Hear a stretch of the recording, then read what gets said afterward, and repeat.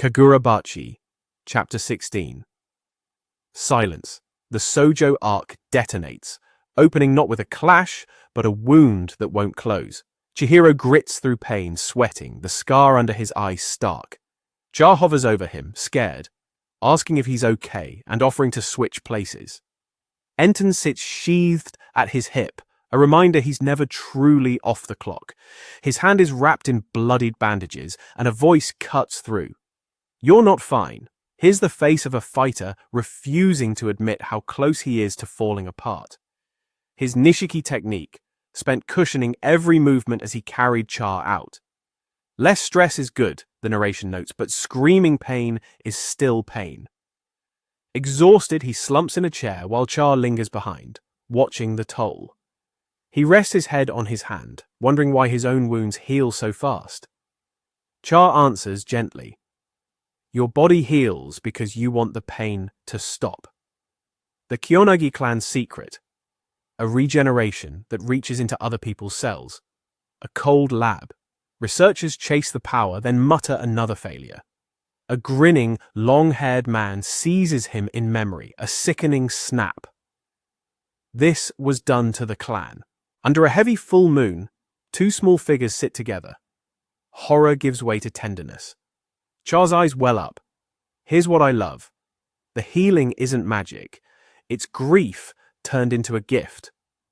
A coated figure descends a staircase.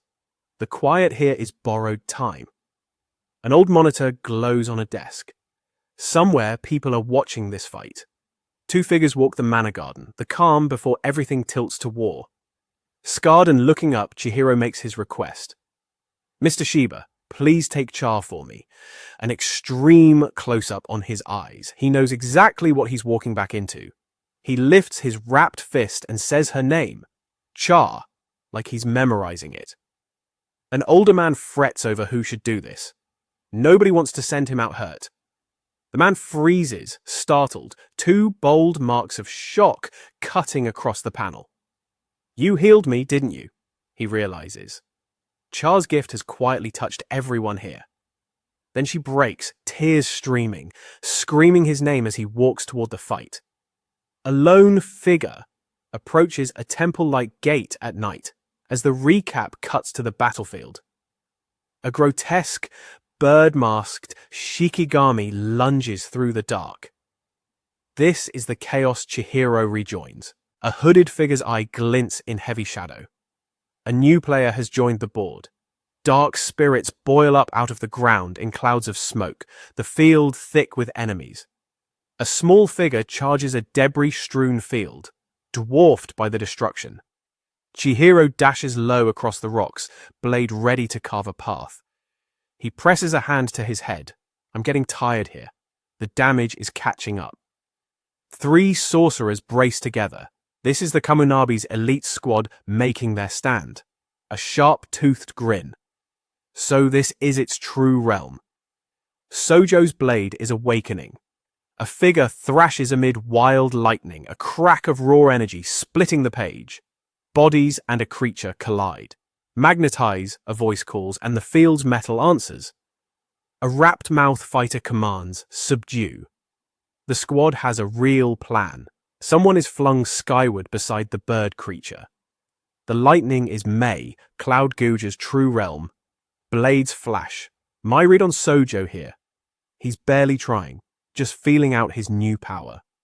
An anchor whirls on a wire. The tactician treats Sojo like a circuit to close. The masked spirit rockets at a tiny figure.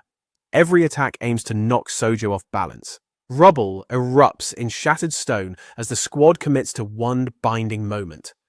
A massive stone orb fills the frame. This is Cloud Guja. The stolen blade Sojo wields. A body sprawls, splashed with black ink-like energy. Fighting a true realm is brutal. A hand grips a hilt. Lightning crackling. Mei rings out, released. Three fighters grapple and a shout goes up. Cloud Gouger retrieved. They think they've won. A katana slides from a black cloak as Sojo copies Chihiro, drawing the blade back remotely. A fighter leaps behind a bespectacled ally as the squad scrambles to adapt. The glasses-wearing sorcerer sweats, jaw set. He's clearly the brain of this unit. The bird-masked Shikigami fills the frame, glowing orb in hand, the arc at full grotesque power. Two more sorcerers rush in, throwing everything they have left. A cloaked swordsman leaps, sword wreathed in lightning. The choreography here is electric. The bespectacled man shouts to push into Phase 2, still betting on their strategy. A white-haired swordsman slashes and his foes recoil, calling him a monster. The tide has turned. An empty street with a wrecked car as exposition explains the lightning rod attraction. A fist clenches. This is the moment the arc earns its name. The squad's perfect plan isn't enough. Electricity arcs with a sharp crack. Sojo pulls Cloud Gouger home and ends it on his terms. A bloodied fighter stands battered and spent. The elite squad is broken. Tears streak his face. There's much they have to talk about. Defeat here is personal.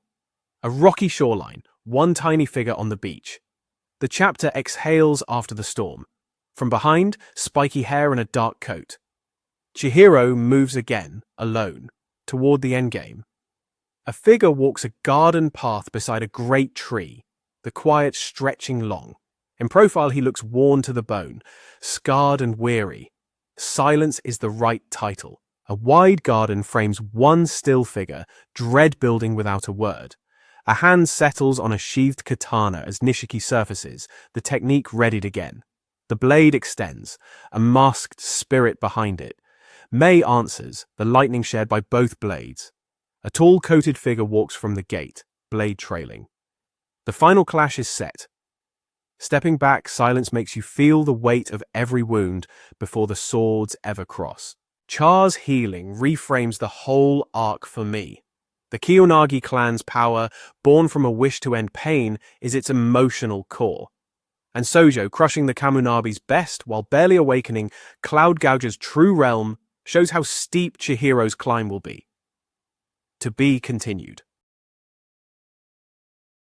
Kagurabachi, Chapter 17. Tea. A duel decided in 12 seconds, narrated over a plate of dango. Lightning splits the dark and Chihiro smiles. This is the fight that defines the whole arc.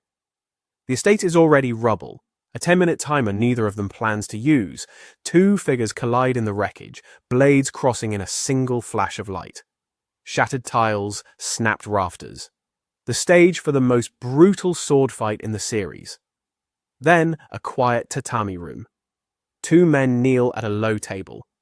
Eat up, one says. A robed figure carries in a tray. The trick of this chapter, the tea scene, is the fight. Slightly sweet aftertaste, the voice muses. Every line of small talk is a clash of steel. Chihiro gives a skeptical half-lidded look. He has no taste for tea, less for sweets. Across the table sits Sojo, gaunt and long-haired. All I sense is your bloodlust, he says, skewered dango on the tray. It'll be such a waste, Sojo presses. You've been on my mind, Sojo admits. You're the smith's son, after all. He bites a skewer, two wills at one table, deciding everything between bites. Then his red eye flares. Don't talk about my father. The tea room calm cracks. Cut to the real world. Two dark blades cross with a heavy impact. To defeat and protect the weak, the captions read, You helped me understand. Sojo slumps on the mat. That nauseating belief of yours. He sneers, finding the idealism repulsive. You have no business with a sacred blade, Chihiro answers. The line in the sand. I'll wield the sword with my own beliefs, Sojo replies, as a weapon of mass destruction.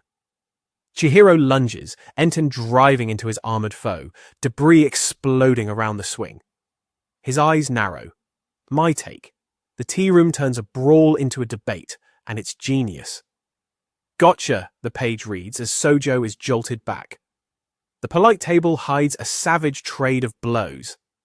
I'm so curious, Sojo says, gesturing, about who my father really was.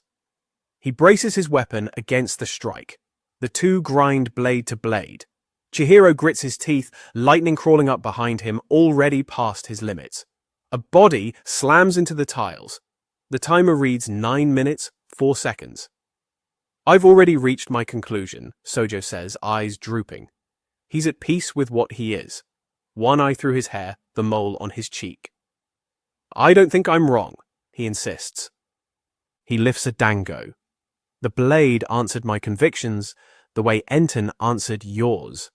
A dark slash streaks across the panel, pure motion, the abstract ink Kagurabachi loves. Chihiro is sweating now, scar sharp. The exchange costs him more than he shows. A cloaked fighter drops from the roofline, hurling a spinning disc downward. I'm still physically stronger, Sojo growls. Raw power is his one trusted edge. The view pulls to the great tiled eve, 2 tiny fighters lost in the ruin. Sojo hunches near a lattice window, gathering himself for the decisive play. Then this. Chihiro, red eye glowing, scar and sweat in the light. The best panel in the chapter. I detect 3 cards in his hand, Sojo calculates. A game of reeds. All my remaining spirit energy to cloak my body, he thinks. 12 seconds. The whole window. Hair blown back, Sojo strains. What a pain, he mutters. Even he knows this could kill him.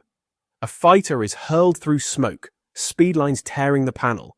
The 12 seconds begin. A wide, cracked battlefield, a distant tree line, the quiet before the speed, hair and ink whirl together. In the blur, Sojo's blade takes Chihiro's right arm.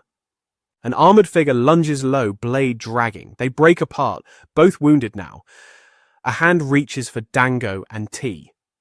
In memory, Chihiro is in his father's world. Younger Chihiro grips a skewer, teeth bared, a forged memory surfacing mid-fight. A calm young man holds a sword. They're still tools for killing, he says. His father, Kunishige. Relaxed by the window, the smith gestures. Look at the world through your own eyes, he says. At a rocky shore, Kunishige faces the stone. Those sacred blades choose who they answer. A boulder webbed with cracks. That single lesson unlocks Chihiro's final technique, tearful, gripping the skewer. We'll learn that together, his father had promised. The vow becomes a weapon. In the present, Sojo is bloodied and strained. The pace is destroying them both. He smirks. Both of us speak for my father, he says of Kunishige.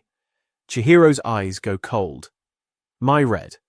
He accepts the claim too, and that's exactly why he won't respect it. Both blades answered a wish. Cloud Gouger to Sojo's hunger to crush the Kamunabi, Enten to Chihiro's wish to save a child. From above, the page warns as the two slam together in one point of contact. An extreme close-up on Chihiro's shout. Here he cancels Nishiki and chooses Kuro. A black panel, the timer at 147. Spirit energy, 3 times his body's allowance. So fast, Sojo reels. He cloaked at twice his limit. Chihiro just went to 3. Chihiro and Sojo rush together, a single slashing line cutting between them. Blades lock, hands white on the hilts, the timer at 0089. Chihiro glares through sweat.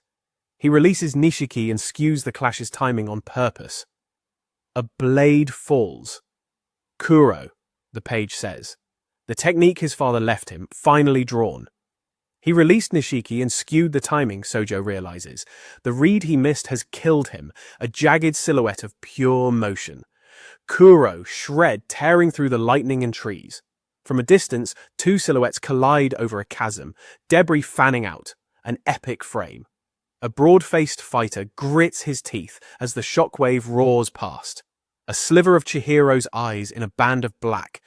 The held breath after the strike. The cliff explodes, a boulder shattering.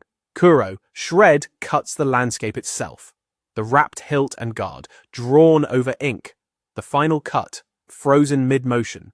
A blade slices diagonally across the page. Cloud Gouger is cut clean in 2. Sojo takes a devastating slash with it, undone by Kunishige's own technique. Scattered black blots, the aftermath. The best fight in the series so far because the ideas hit as hard as the swords. A heavy ink splash and to be continued. The one duel's price falls into Chapter 18. Kagurabachi, Chapter 18. Raw.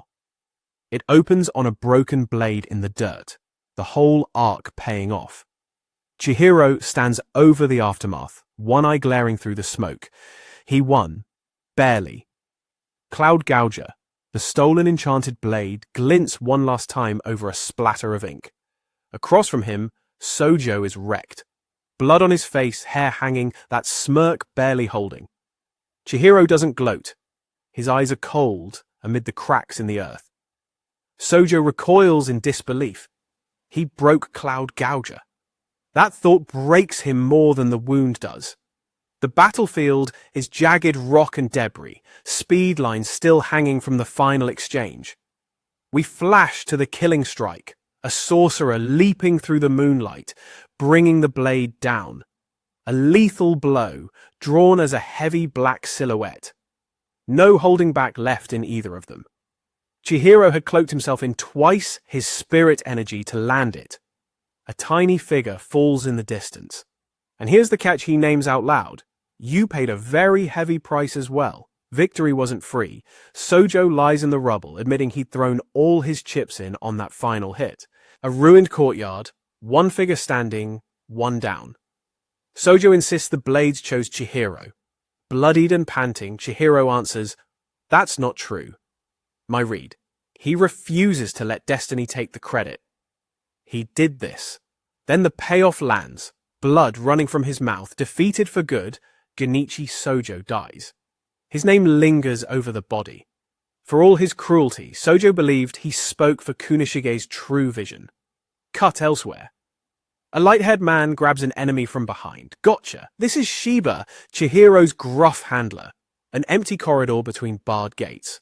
The base is being swept room by room. Shiba flicks a talisman, still smirking. He's the calmest person on a field full of corpses. A staircase, a cluster of figures, a downed body at the base. This raid had a brutal cost. One more, just one more. A bloodied man crawls, reaching for something he'll never grab. Back at the gate, Shiba says, "You did well. On paper, the mission is a success." Then a small voice. "Chihiro!" A girl reaches for his back. Char has come back for him. He pulls his bloodied arm away. "I don't want you touching this." She answers, "It's okay, I'm used to it." Char stays beside him anyway, looking at the ruin of his arm. That quiet stubbornness is her whole character. Scarred and bleeding, Chihiro manages a thank you. This is the softest we've seen him all arc. We shift to a barn interior, a blood trail across the floor. Another thread is unfolding. A long-haired man screams, face slick with blood. Elsewhere, a man is pushed far past his limit. Wild-eyed, he shrieks, "I can control it now." That's exactly the confidence this series punishes. A clash erupts in a spray of ink. A warning about what chasing these blades does to people. A pale girl whispers, "I'm sorry." A shadow snaps. Another failure, get a larger sample. The cruelty runs deep. A woman cries, "I won because you healed me." These blades are built on broken families. The camera pulls way back. A castle and a Sakura town at night. The fight is over. The politics begin. Kamunabi headquarters. Officials sit around a table and the real threat to Chihiro starts forming here. A masked figure speaks regarding the true Shinuchi blade. Note him. He is not Kamunabi. He is Hishaku. Picture the battlefield again. A heavy, cloaked figure, head bowed. A Hishaku sorcerer moving in the chaos. Sojo had stockpiled Daitenseki, dangerous weapon material, wrapped and tagged like sacred relics. In one motion, the thief takes a briefcase of that Daitenseki and vanishes, gone before Shiba can even turn. 10 days later. Suited figures gather around a table. The dust has settled and the verdicts are coming. One of the Kamunabi leadership glances aside. These are officials, not heroes. Two of them debate recovering the Shinuchi before the auction. To them, the blades are property. The report cuts to the wreckage Chihiro left. A beaten enemy slumped against a wall. Proof of what he can do. An info box spells it out. A lifelong contract is built into Rokuhira's blades, binding the wielder for life. A memory of a wide-eyed, freckled boy. The history of these blades reaches back generations. An old man in white robes beside a bandaged figure. The lore of who guards these weapons runs deep. A sacred rope and talismans. The blades are treated as holy, which is exactly why everyone wants them. A bearded official cuts in. We must address the real issue, and that issue is a name they keep circling. A bandaged man reads it aloud. A seventh enchanted blade. Chihiro Rokuhira, Kunishige's son. An official notes Chihiro avenged their dead. He did their job for them, and that scares them more than it helps. A wide shot of the room, one figure standing with his back to us. Enough, he says. The debate is ending. The real problem, they decide, is that the enchanted blades exist at all. Chihiro is walking proof of 7. A frowning official, they can't condone an enchanted blade going unchecked. This is when they stop seeing him as an ally. Cut wide a beat. A hand stretches toward a shattered frame, the reach of everyone grasping for these blades. An official admits they have no information on this son. Chihiro is a ghost to them, which makes him scarier. Multiple reports now confirm a 7th enchanted sword. The rumor is a fact, and a fact demands a response. The camera pans a row of grim faces. An even bigger problem, one mutters, and they all feel it. Retrieve the enchanted blades, the boss orders, going back to when Rokuhira was killed 3 years ago. This was always the goal. Narrowed, determined eyes. The Kaminabi turn their whole machine toward one target. A wide office shot. Figures seated and standing as they settle on a plan 3 years in the making. A half-lidded official murmurs what they need to do. The panel cuts to black for the line that changes everything. Is find Chihiro Rokuhira. That's the cliffhanger. The boy who just saved them is now the most wanted sorcerer alive. A tiny figure at a console. The first hint at their weapon, a 400-year blade, flame bone of the starving. Only one of theirs can fight a sacred blade and retrieve Cloud Gouger and the 7th. They're sending their strongest sorcerer. Heavy hair over one ominous eye. The next arc's antagonist is already in frame, waiting for the order. A grey montage of dim figures. They chose you too, a voice asks. So what's missing? The mystery stays open. We close on a hunched black silhouette. The Sojo arc is over, but the hunt for Chihiro has just begun. Zooming out, this arc took Chihiro from a rescue to killing a man who believed he was right. And it cost an arm.